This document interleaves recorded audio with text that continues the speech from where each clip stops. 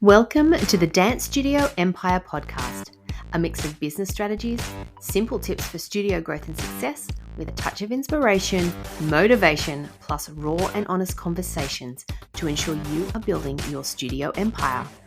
I'm your host, Jen Dalton, studio owner for 30 years, dance business coach, and author of the book Teaching Dance Beyond the Steps. My business philosophy is creativity is our superpower, and I believe we all have the means and ability to infiltrate this into our studio. Just sometimes we can get too busy, distracted, or overwhelmed to see that. And so this is exactly what I am here to help you do.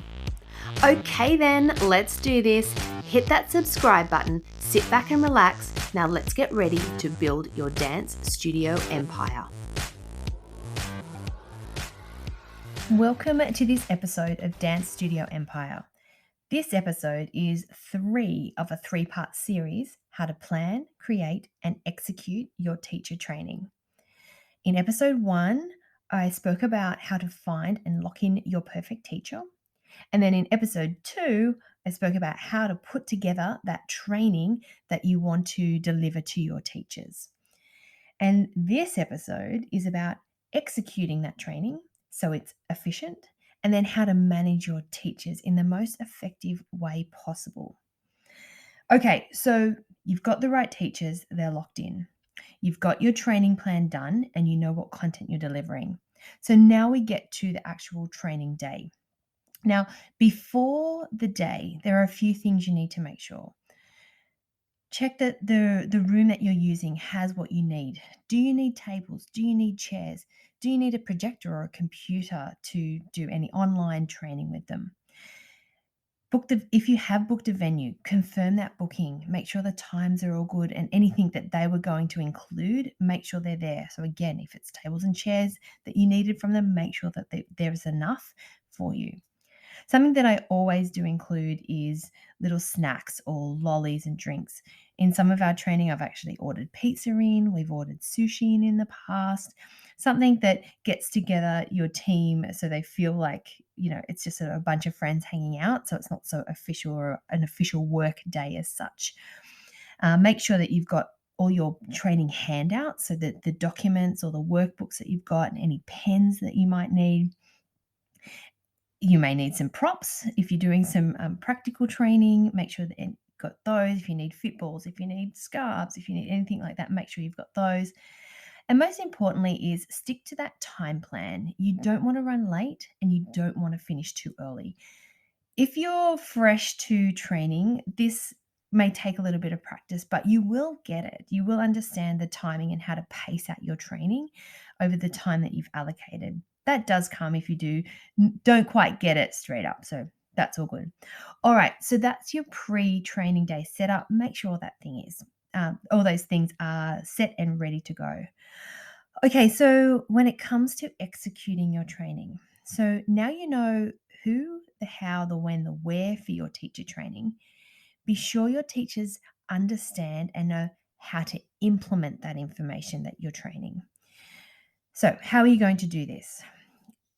You need to include both practical and theory training.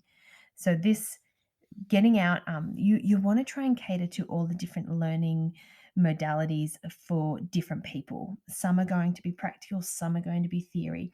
So if you can include an element of both, then that's going to be really helpful for your team as a whole. Make sure you include accountability or interviewing components so that your teachers can receive official feedback and then that guidance for growth and improvement. You want this as a studio owner. You want your teachers to continue to grow and improve. So it's up to you to make sure that you are allowing that time and that opportunity for this to happen. Number 3 is have a list of core foundations that you expect from your teachers. Now, this will be different for each of us because we have different expectations, but there will be things that you expect your teachers to implement every lesson. So, for example, this might be you have an expectation of the uniform that they wear. There's an expectation of music. It may be that they need to take an attendance roll or they need to report back after each class. Whatever it is for you, make sure that you have that list of those core foundations and make sure that they know about it. Which brings us to point 4, which is to clearly define and communicate your expectations to ensure your teachers are held accountable. So, a little bit of work in that for you as a studio owner, but it will pay off if you do put the time and effort into that. All right, so that's your training done. The feedback you will get from your teachers will give you an indication of how well you did it and how well you executed it. Again, it can take a few times to get the flow right. That's not a problem. That's just how we keep learning. So, but do stick at it because it will pay off in the long run. All right, so now we're going to move on to the teacher management side. Now, when it comes to teacher management, there are 4 areas for you as a studio owner or the director that you should be focusing on. Now, the first thing is guidelines and expectations. Now, I speak about this a lot, but it is so important. Set out really clear rules, guidelines, and expectations for your teachers, but be sure to document them and include them in, if they're new to your studio, make sure they're as part of your induction package, as well as training sessions. So, and one thing, I don't want you to be afraid to be repeating the same trainings each year. So, for example, the first training session we have, there are some, non-negotiables that I talk about every year. And I've had teachers who have been training with me for 10 plus years. Our first training will always cover these same things. Usually we have some new faces in the room, so it's important for them to hear. But I don't think it's a bad thing for teachers who have been around for a while to rehear this information, because sometimes they can get a little bit complacent as well.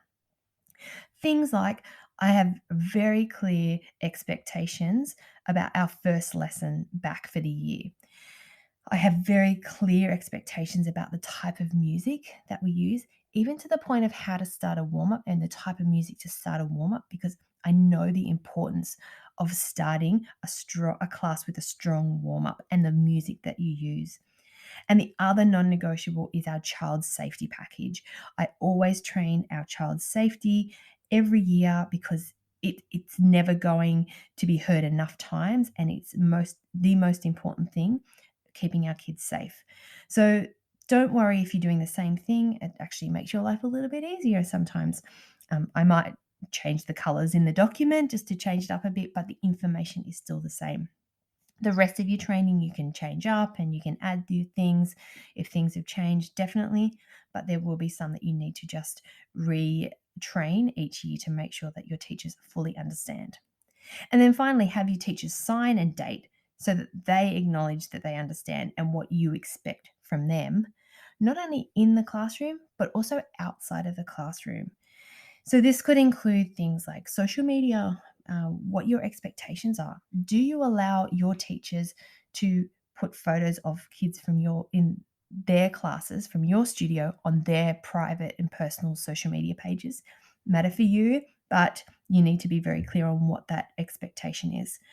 For me, it is a no-go. So they are not to post anything unless it's been run by me or our manager, because there are issues that they aren't aware of. So that's how I can keep control of that and maintain it. Things like communication. Do you expect your teachers to have conversations with the parents of your dancers? Do you want them to be resolving issues? Or would you prefer that to go through a manager or go through you? Um, or it could be even as simple or as practical as when you want routines completed by. So for me, I have quite a firm timeline of when dances need to be finished, because say we have a performance in week 10, I want routines finished by week 7 so that they can then polish for the next 4 weeks leading up to the concert. So things like that, just make sure you know what they are. They've been clearly explained and understood by your teachers, and they've acknowledged that. Very important. Okay, so the second thing is for your teacher management is regular teacher and staff training meetings. Now, why? Why are these important? They're important to ensure that things stay on track and your expectations are being met. These meetings also will give your teachers a chance to raise any issues that they may have. So, allowing you to action any small issues. So, maybe you've heard something. If you can get in and on top of this stuff before they become a major problem, it is going to save you so much time, energy, and stress.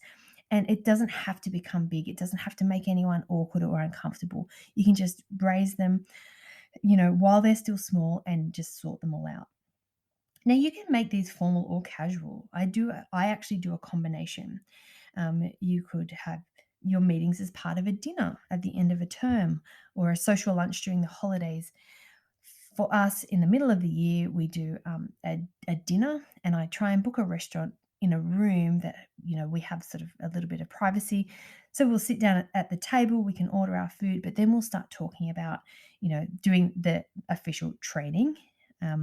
But our dinner in the middle of the year, we're talking about our end of year concert. So we can sit around, we can brainstorm, we can make notes, we can talk about expectations and things for the end of year concert while in this more casual environment. And it just makes for a better interaction with the team. And then finally, another thing that I do is I organize what I call a 10-minute check-in chat.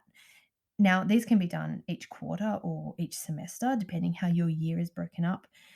These check-in chats, they give your teachers a chance to bring up those small concerns that they have and also allow you to manage the issue before it escalates. Like I said earlier, they'll also give you, if you've heard something about a particular teacher, it can just be sorted out really fast. And like I mentioned before, that less formal situation takes the pressure and the awkwardness away from your teacher. You don't want to put your teacher in an awkward position or make them feel uncomfortable. They're the hard conversations. We have to have hard conversations. So if we can do whatever we can surrounding the environment to control that, then these 10-minute check-in chats are really good for that. Now, what I do with these particular ones is I make it convenient for them. So I'm not telling them that they need to come in on a day off to work around my schedule. What I will do is I will meet the teacher either before their class, like 10 minutes before they start, or 10 minutes after, so they don't have to come into the studio on a day off. This all also shows that I respect their time. And I think that's really important because I want them to know that, they are just as important. Their time is just as important as mine. And so that's what I do to make that as easy and convenient as possible for them. And I truly believe they appreciate that as well. Okay, that's number 2. Number 3, briefings and updates for events. So this is for your teachers, keeping them informed and clearly communicate with them before you have any events or concerts or performances. Anything that that they may need information for, even if it's like, dress up week at the studio or anything that they may have a parent come and ask them a question, or a teacher or a student come and ask them a question, have them be able to answer it, because if they're answering it, then they're not coming to you. They're not going to be taking up time for your staff. You just make sure you have a document that details everything they know. For things like performances that you expect your teachers to be at, make sure you have informed them of things like the expectations that you have for them, the timings that you want them there, the places that they need to be, their roles on that day. What do you want them to do? Do you want them helping kids get dressed? Do you want them helping kids move to the studio? Is it part of a workshop and you want them to take the warm up of a particular section of this, your workshop? Have this information on hand so you can print it out and give them a hard copy or send it to them via email. The more information they have, the easier it's going to be for you, and it's going to take that extra pressure, that extra time of parents coming and asking you questions. So it's going to be helpful for you if you do that. Okay, and finally, number 4, re-interviewing your current teachers for the following dance year.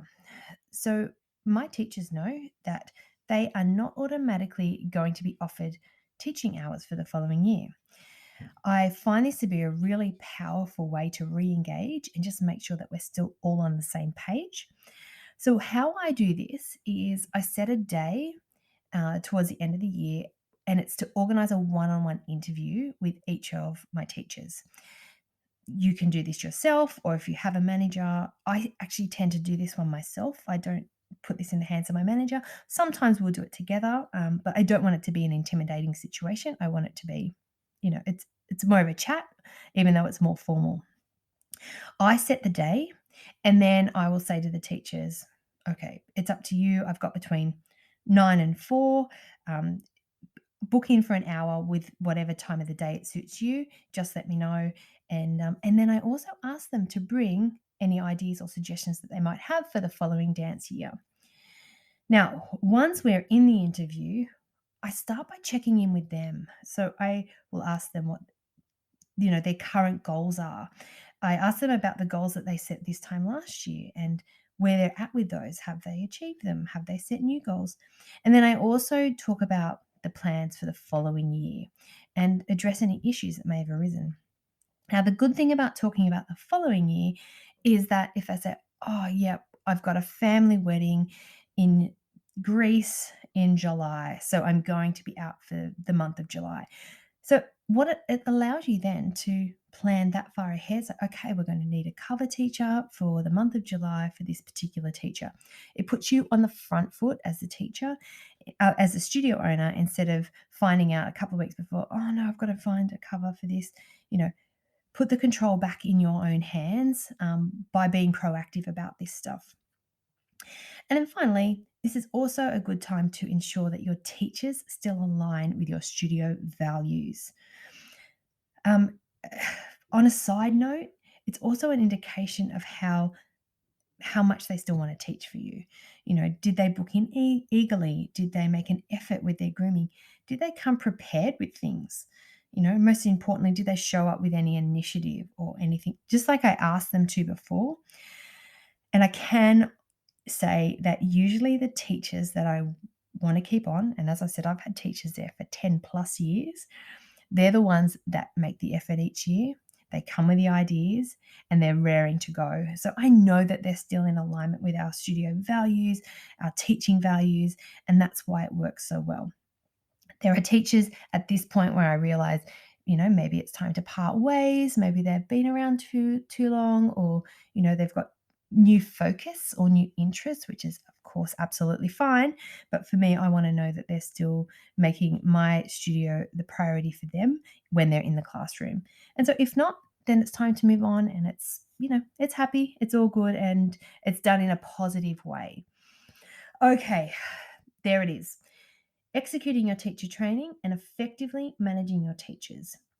Now, if you haven't already, go back and listen to episodes 1 and 2 so you can piece it all together. Putting together from finding those teachers, finding the right teachers, making sure they align with your studio, putting together a training program that suits you and your studio, having it planned out so your teachers know exactly when the training is going to be, what time and where it's going to be at. How to make sure that just before you execute your training that everything is set up and ready to go so it runs smoothly and it's professional.